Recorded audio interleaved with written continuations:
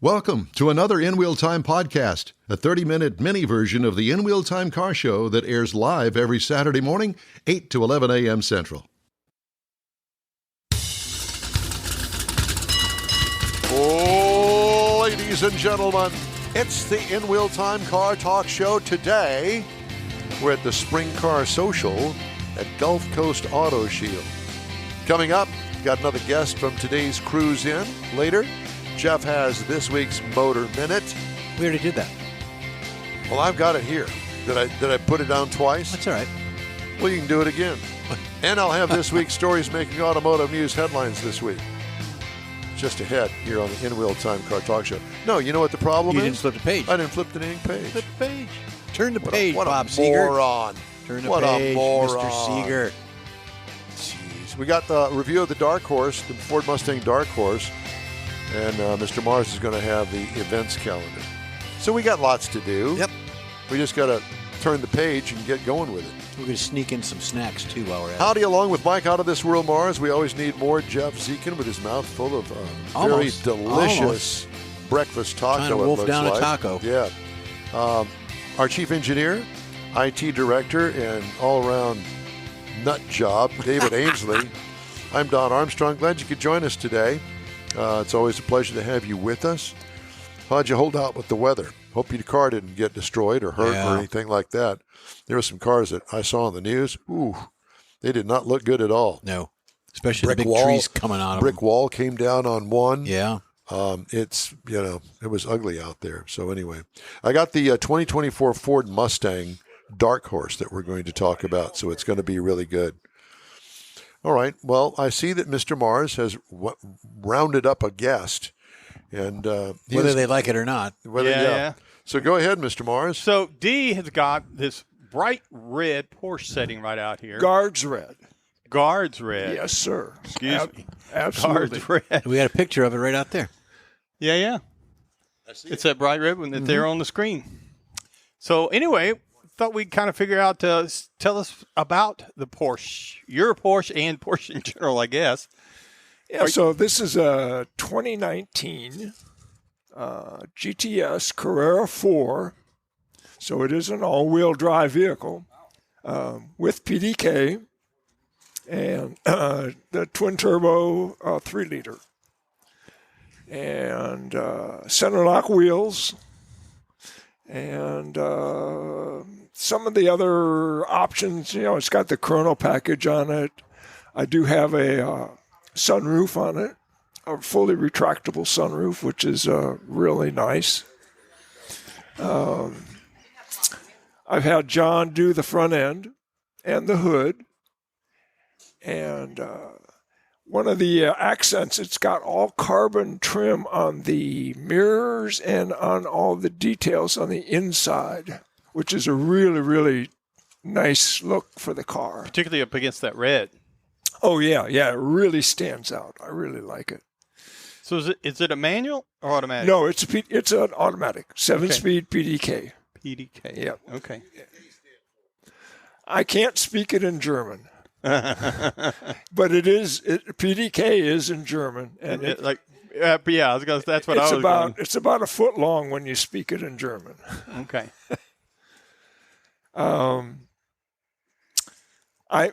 This is my third Porsche, and I had a huge gap between number 1 and number 2 and number 3.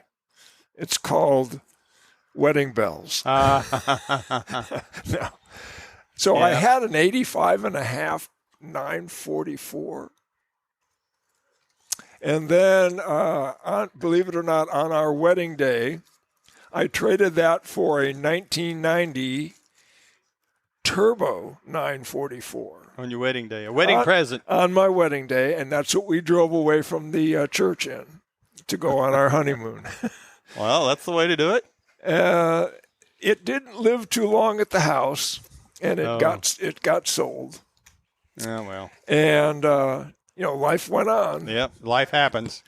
Well, when the new Porsche dealership here in Sugar Land opened, I went up there because I live in Sugar Land. I'd watched the dealership being built, and I went up on their pre-owned showroom floor, and I saw that car, and I went home to my wife, and I said, I've found it.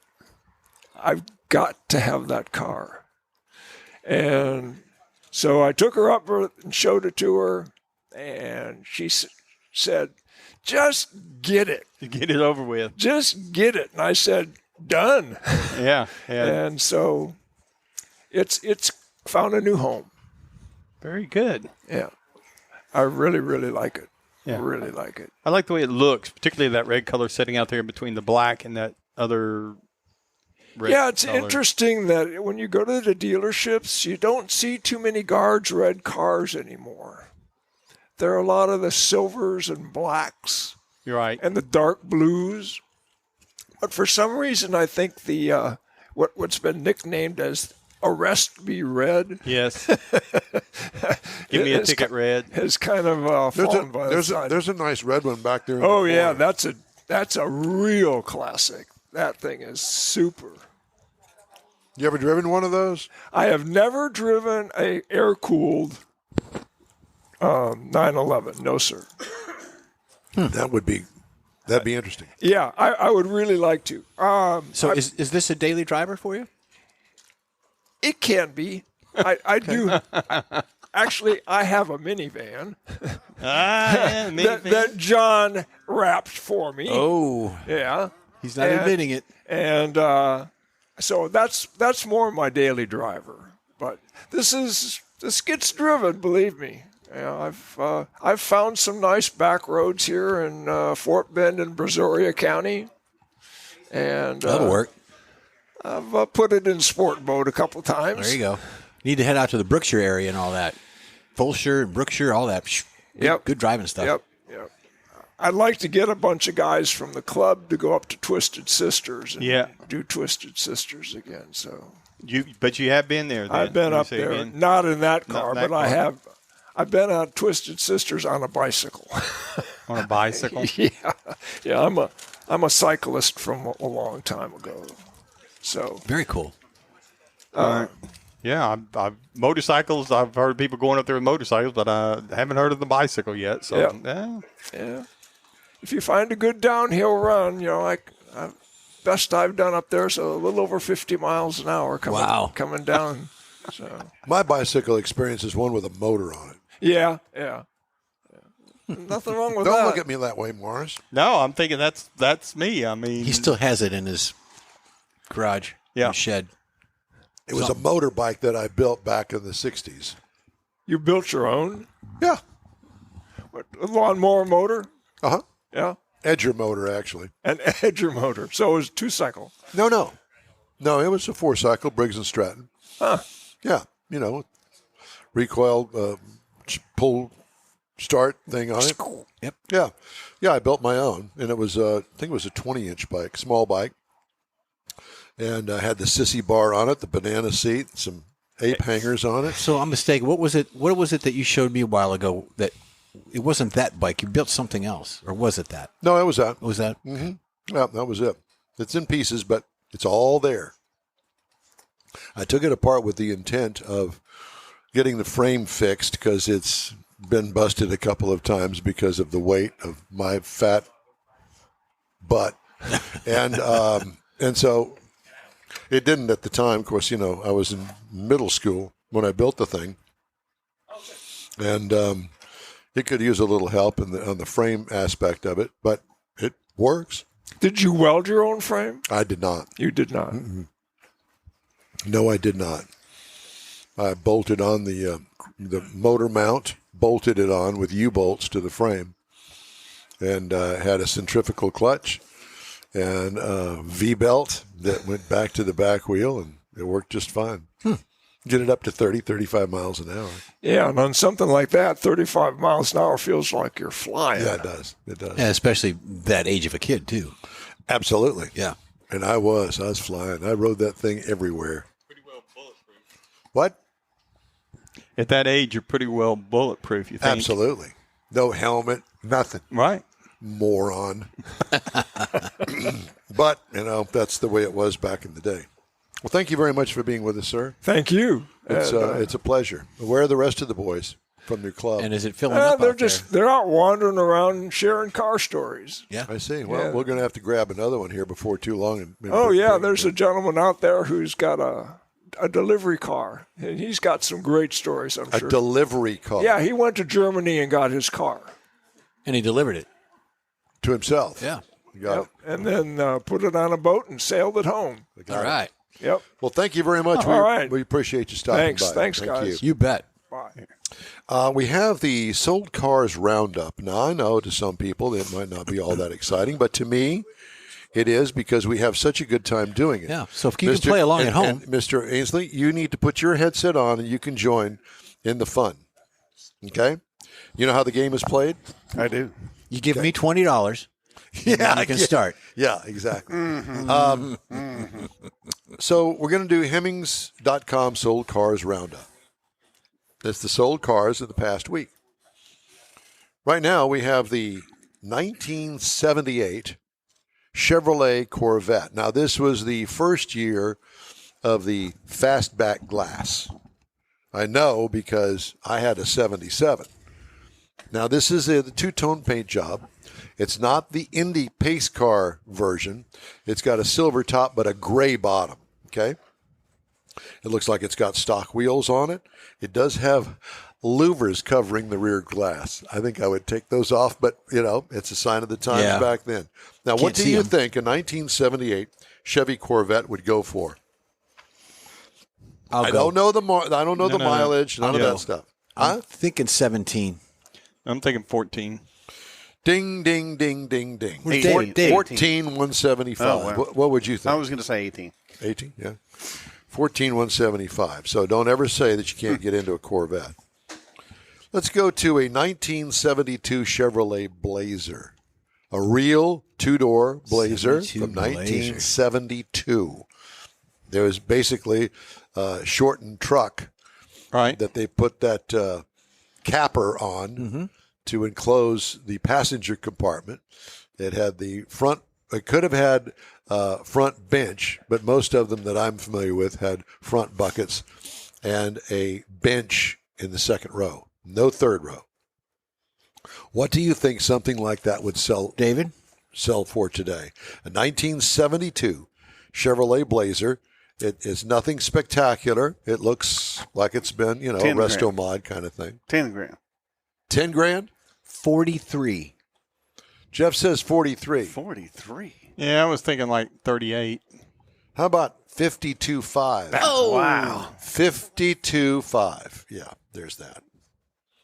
I'm sorry, I was working at Richardson Chevrolet in 1970, and we made ready lots of those. Mm-hmm. That is not worth 52.5. Well, it is today. It's kind of like the Bronco, the 72 Bronco or one or the 69s. The build quality back then was for the birds. It was terrible. I agree. But I think it's and you shut the door and it's hollow tin and it's just cheap. But by now they've been either restored better than they ever were, or they've been resto modded. Mm-hmm. All right. Put your mind into really the 90s, but early 2000s. This is a 2006. Is this a dance-off or something? 2006 Pontiac GTO. Now, let me explain. Pontiac was about to go out of business. Mm-hmm. But they wanted to revive the GTO name. So what did they do? They went to the then sister of General Motors, Holden, in Australia, and said, you have a car that we can put a body on with basically a Corvette motor. And then they made this round, ugly-looking 2006 Pontiac GTO. Now, if you're listening to me and you have a 2006 Pontiac GTO, I did not mean to offend, but I'm sorry, it's not all that. And that was part of the problem. Because you'd think, okay, we'll bring back the GTO. It didn't look like a GTO. Not whatever. How much do you think a 2006 Pontiac GTO would be? I only drove one of them from the factory, and it rode great, independent rear suspension, had the Corvette motor in it, and actually had I think it was a 6-speed manual transmission. How much do you think that would go for today? $8,000. No, I'm going to go 18. 12. $28,350. But you know what I think that Must have low miles or something. On it. either that or the fact that the No. nostalgia factor.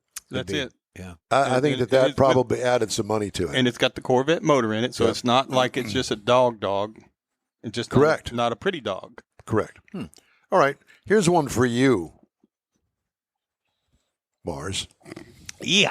This is back in your mobster days in Neaterville, the 1940 Ford Deluxe. Nice. Big wide whites on it. This thing has been restored, and it looks really pretty. What do you think something like that would cost? This, to me, if you wanted to get in the car hobby, right? Right. Nice cars, a driver, but a nice driver. You could go probably on the Hot Rod Tour of Texas and not have to do too much to get it up to 60 miles an hour. That'd be my guess. I would assume it's got a flathead V8 in it. 1940, whatever.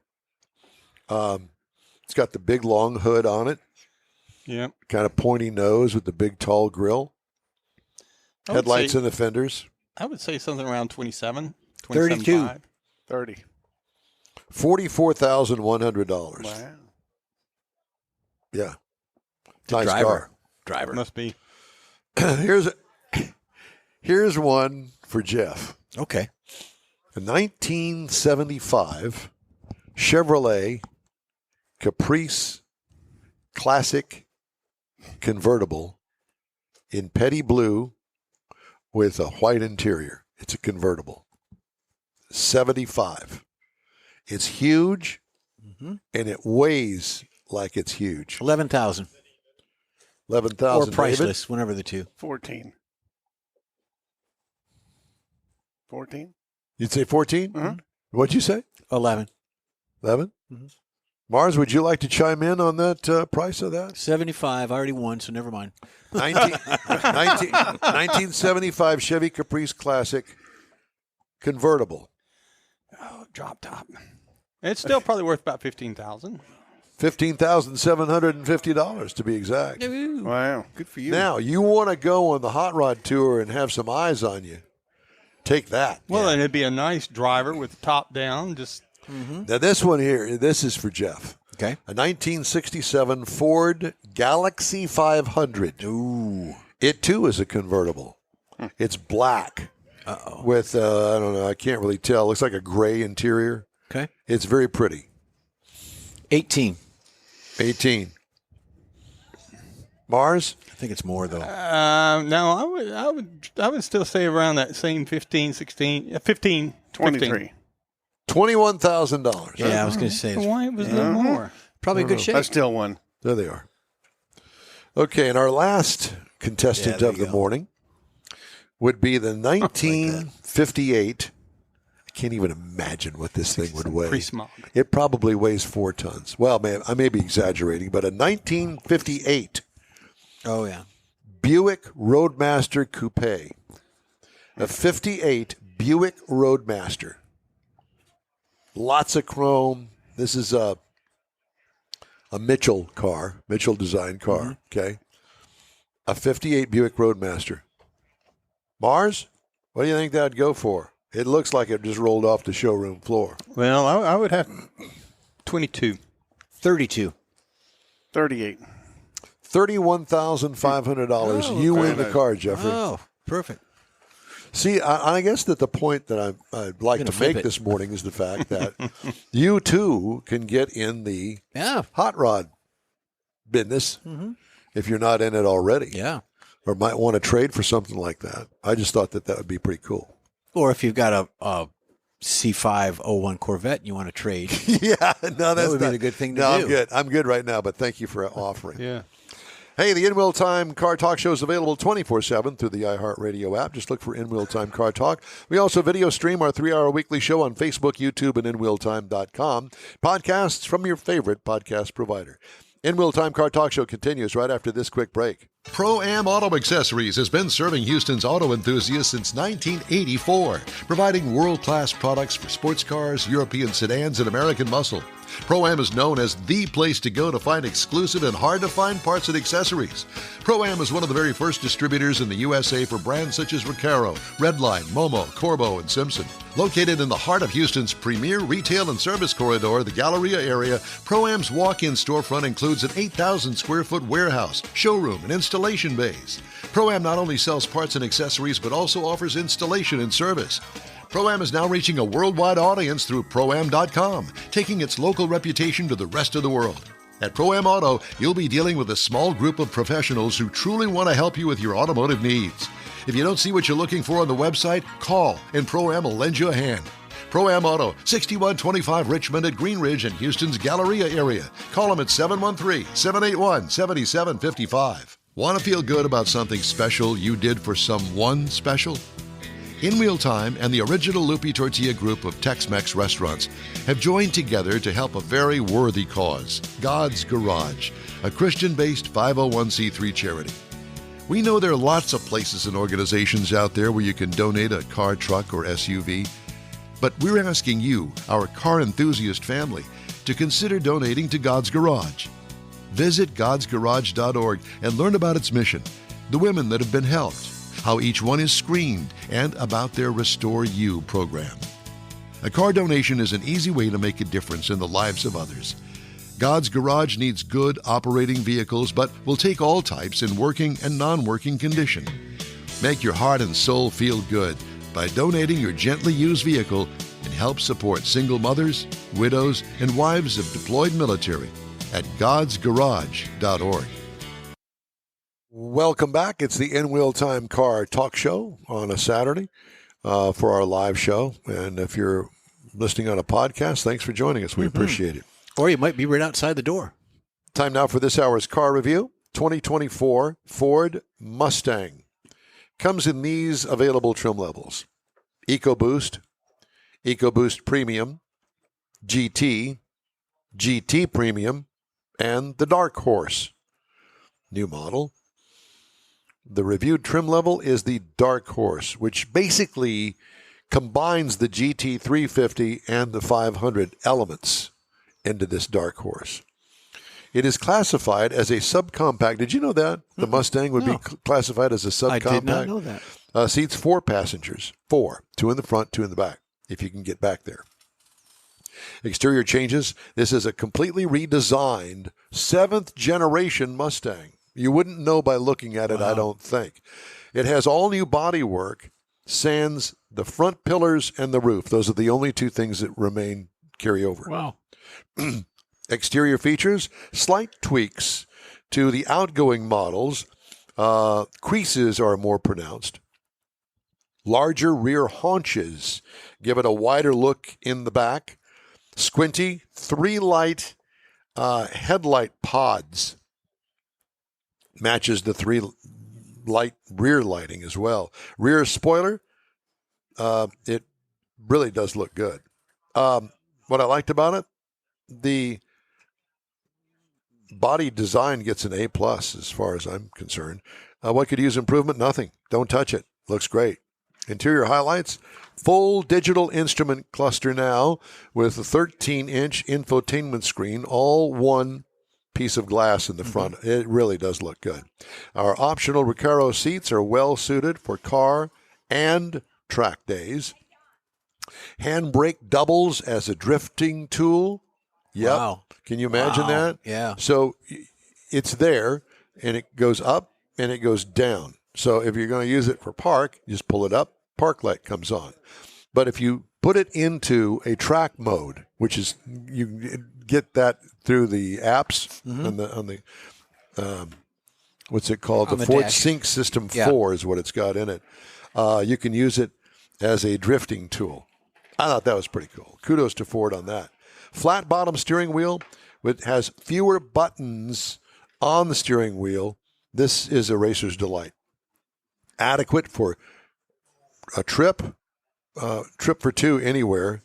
As far as trunk room is concerned, you can put plenty of bags and stuff back there in the back. What I liked about it, the design overall is just great. Nothing could use improvement on that. It has a 5-liter V8 engine, 500 horsepower, 418 pound-feet of torque, 6-speed manual transmission. And let me tell you something. That shifter was as smooth as glass. Yeah, I mean, you could just kind of la la la la la la la, but you could hit. It's kind of like a Pee Wee Herman thing. Yeah, La la la la la. But you could hit those gears so easily. It was really nice. Now, gas mileage, 500 horsepower and a gasoline-powered engine, 14 miles per gallon city, 22 on the highway for a combined of 17. Now, believe it or not, yours truly got 19.2 miles per gallon over 450.2 miles. What I liked about it, the power, I don't think anything could use improvement in that area. It is not a boosted engine. It's naturally aspirated, and boy, does it sound good. By the way, it's got that rumble. Two variations of the rumble. If you want it quiet, great. If you don't want it quiet, you got that too. Yep. You can also adjust it so if you want it to be loud for the neighbors at 3:30 in the morning, there's an adjustment for that. It'll stay loud for about 30 seconds, and then it quiets down. Well, where were we? We went out. I followed you somewhere in it, and it was kind of rumbly, and it was early morning. Yeah, it was pretty cool.